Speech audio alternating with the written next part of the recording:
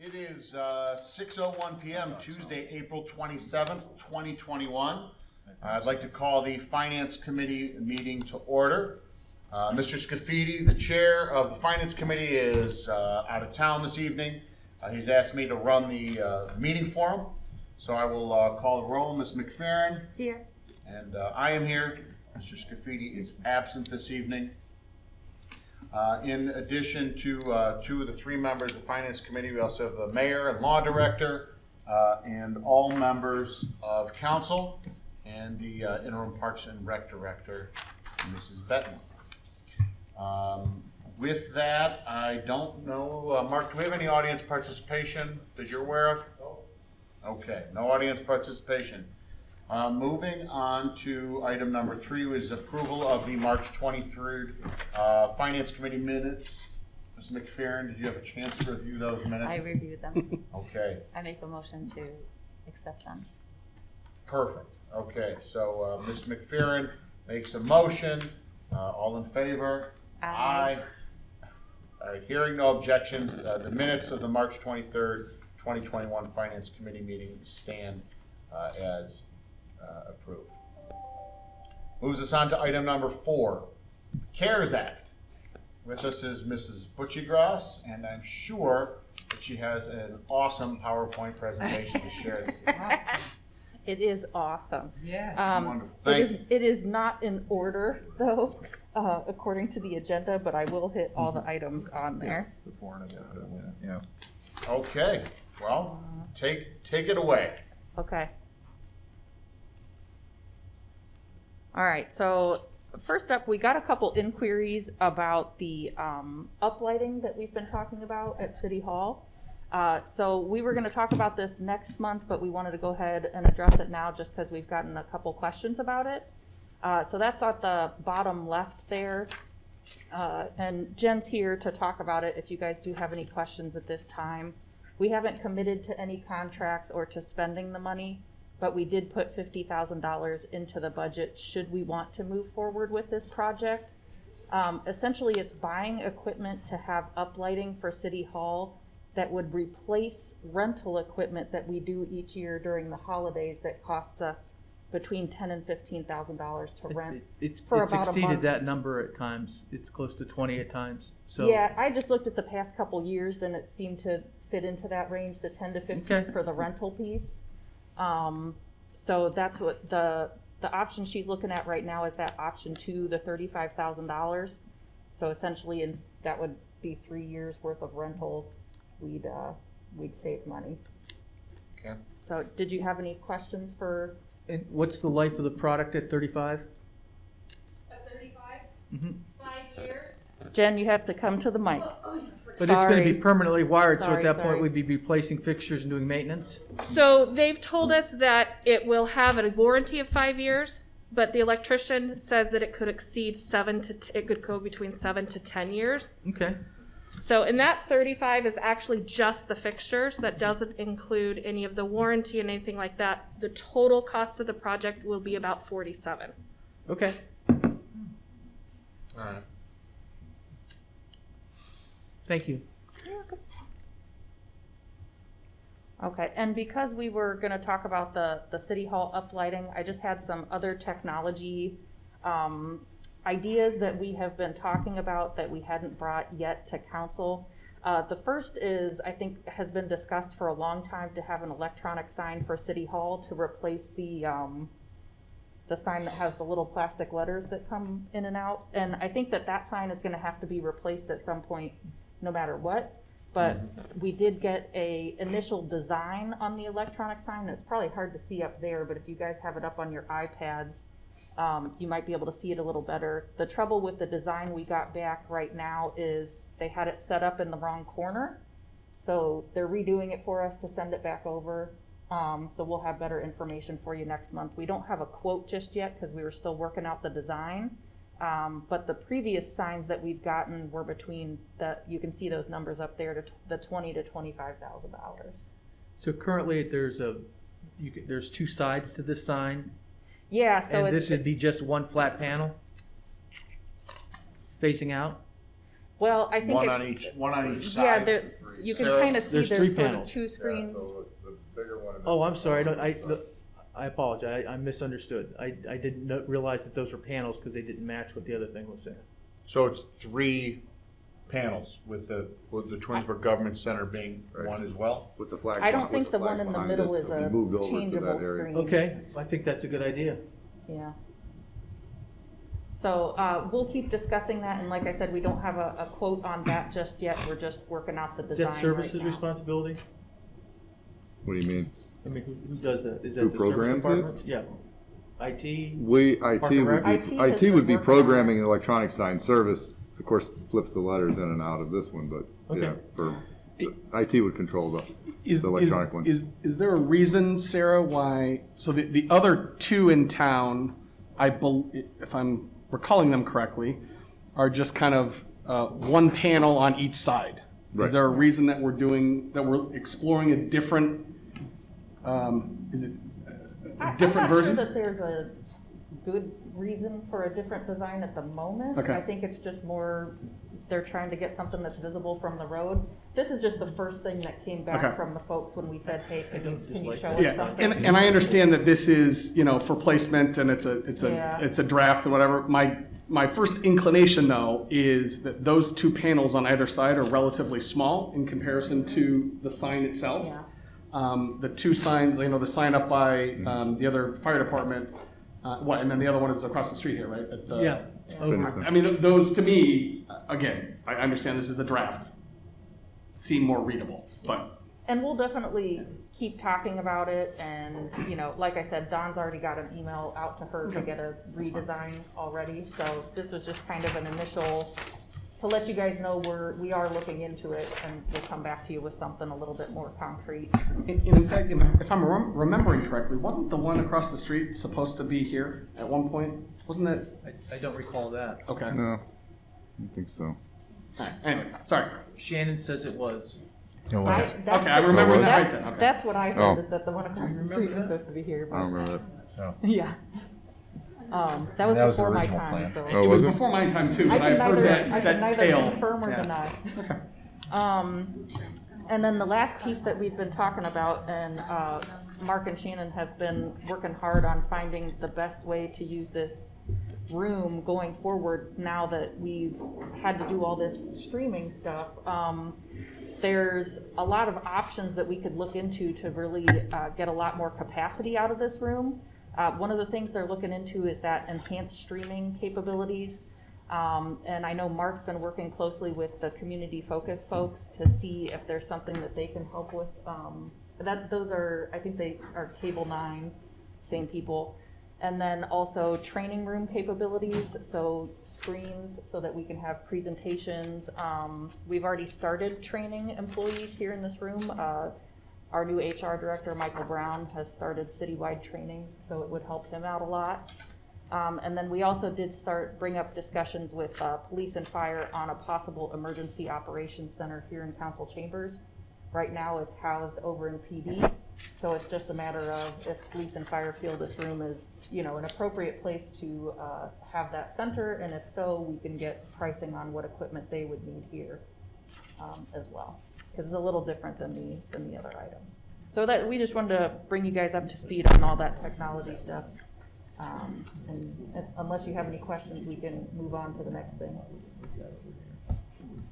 Good.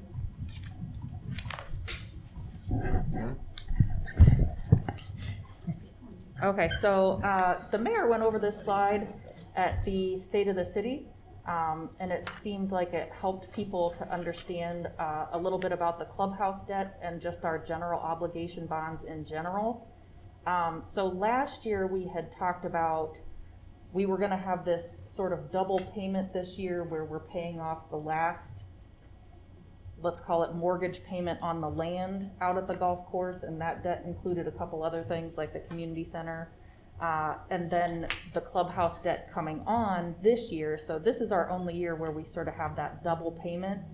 Then next year we pay off our third remaining bond, and then after that we just have the clubhouse debt. So the clubhouse debt did come on. We do have 1 year of high debt service, but after that it scales back to lower than it was before our debt service payments, before the clubhouse came on. Yeah, that was something that I, like I said, did during the State of the City, and I thought it's important when you just look at the whole picture of the city and our long-term debt, that in a couple of years, our actual annual budget, our outlay for debt service is gonna be a couple $100,000 lower than it currently is today or was the past 10 years. And I think there's a lot of misconception out there regarding the clubhouse and what it's gonna do to the city. So it was just, I had a couple people come up to me after and say, hey, I had no idea about that, but that helps, put everything into perspective. Should use it tonight.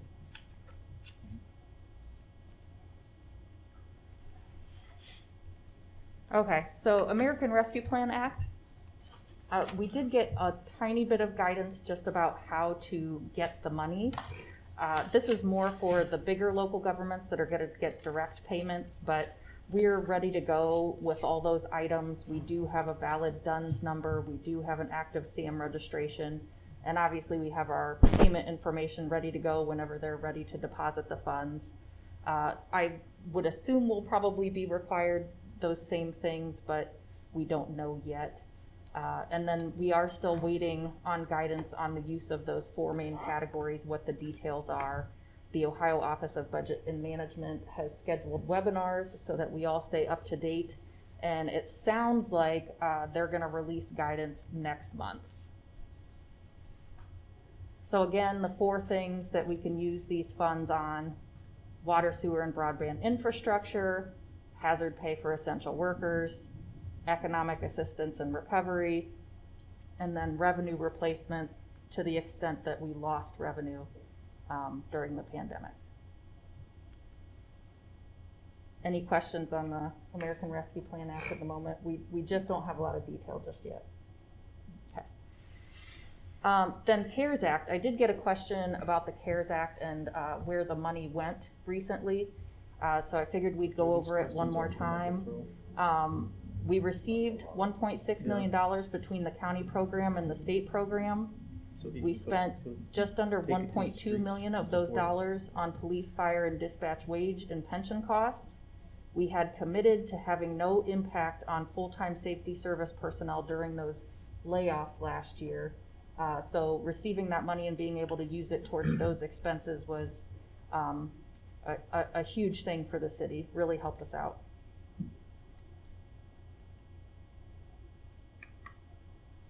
And then the remaining funds were used for personal protective equipment. You can see everything that we did up there. We ran the small business program.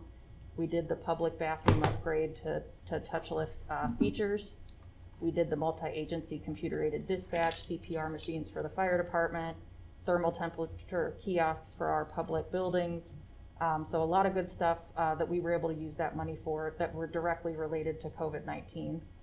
I do have that remainder that you see there, that $22,000, that if I could have a motion from Finance Committee to apply that remainder to the bathroom project expenses. We had a couple projects coming under. That project came in a little over, so we just need to move that money. Would you like that motion now? If you wouldn't mind. All right. Based on information provided by the finance director as of April 27th, I'd like to make a motion to move $22,374.72 from a remaining CARES Act spending to cover costs related to touchless bathroom upgrades. Is there a second? I'll second. All right. All in favor? Aye. Aye. Our motion passes 2-0. Thank you. Thank Yeah, we you. had all the funds set aside last year. We just had a couple projects that came in under, and this project came in a little over, so that helps us out to, and that'll wrap up the CARES Act spending. The money has been spent, allocated, and we'll have one more report to file. Perfect. Thank you. Mm-hmm. Okay. House Bill 157. I had sent you all some information about this. This is the legislation that it started off House Bill 197 last year, which they passed in response to the pandemic that allowed us to continue getting the withholding tax for people who would have been coming to work in the city of Twinsburg, but who were sent home to work due to the pandemic. So at some point, that exception is going to end, and where those people are working is going to become where they are paying, as it has been in the past. So if they're working from home, they're gonna start paying to their home community when House Bill 57 undoes that language that they passed last year. It sounds like, based on discussions and information that I've received, that it's just a matter of time when that's going to happen, when that exception expires. Could be as early as this summer, could be as late as this year, but I have not gotten any indication that it is not going to go back to normal. But wouldn't we also have an upside, because there should be Twinsburg residents who are working out of their homes that used to work in an office as well? Yeah. And how do you capture that? I guess, how does that work? Because, you know, my wife and I have been in the same house for a year, and so, Sure. and we both would be in Solon or in Boston Hills. Right.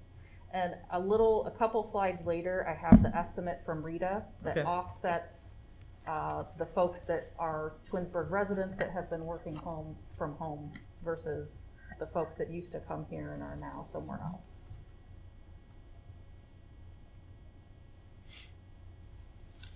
She's got the estimate of how that shakes out. Yeah, it's on the next slide. I heard. Gotcha, okay. I'm fine. So Larry Finch, he has been kind enough to stay in touch with our large employers to see how that's all going with their work from home status. For the most part, it's good news for the businesses in that they were able to successfully switch to work from home very easily. On the city side, that might be not so beneficial, because if they don't need to come back into the office, we do have a lot of office space that they might not be coming back to. If Gotcha. that makes sense. So we're keeping an eye on those top employers, and Larry's in contact with them.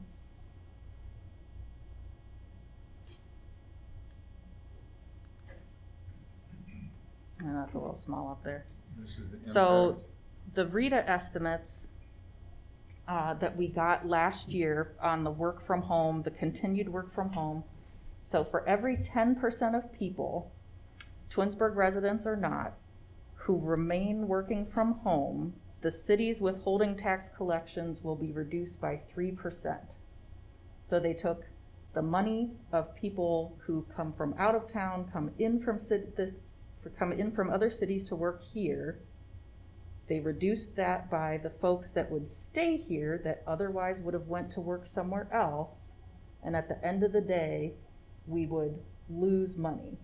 Not as bad as other communities, but we also wouldn't benefit as maybe some of the bedroom communities that really have no one coming into town. Our city does get bigger during the day, and Right. so therefore, it is not necessarily going to benefit us when those people don't come back to work. And that 3%, is that 688, 485? Right. For every 10% of people that don't return to work, we would lose 3% of withholding collections. Right. Now, the state of Ohio is aware of the issues, that some communities would be very, very hurt for this. Some communities would benefit from this. So I think that's why the legislation has not yet come to a vote, because they are trying to figure out some sort of equitable way, because there are communities that this will not be something that they can recover from.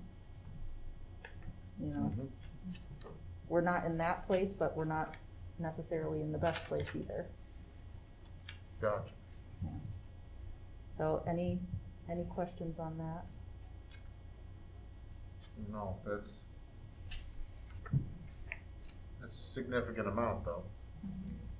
It's a significant amount, it's a significant concern, and we're definitely staying up to date with information coming out from the state of Ohio and also doing the best that we can to stay in communication with our larger office-based employers here, to try to see what their plans are. Like I said, Larry's doing a great job of keeping in contact with everyone. We just don't know what the full impact of that is gonna look like just yet. But we do have some heavy hitter office-based employers here in the city. When are they expected to kind of know more about this? Do you have any? They are still discussing it now. Okay. So I think and I guess I didn't cover the one item that could really affect us immediately is one of the pieces of the legislation that they had in there was that these employees would be able to file for a refund if they had worked from home and paid into Twinsburg or paid into whatever community that they weren't coming into work in anymore. Gotcha. If we had to do that, we'd be in a bit of trouble. Yeah, that would We'd be stink. in a bit of trouble. So they're, and we're not alone, so that they are looking at that piece, that refund piece certainly, because the communities who kept collecting that tax did not prepare for having to hand it all back over, because that exception was in place. So Okay. we're hoping that the refund option, on the municipal level, we're hoping that the refund option is taken off the table. However, it is, there are lawsuits out there, and I can understand why somebody who didn't come into the city for a year would want that money back. So Sure. it's sort of a tough spot that it puts the representatives in. Okay. So any questions about House Bill 157? I do have a question about that. Yeah.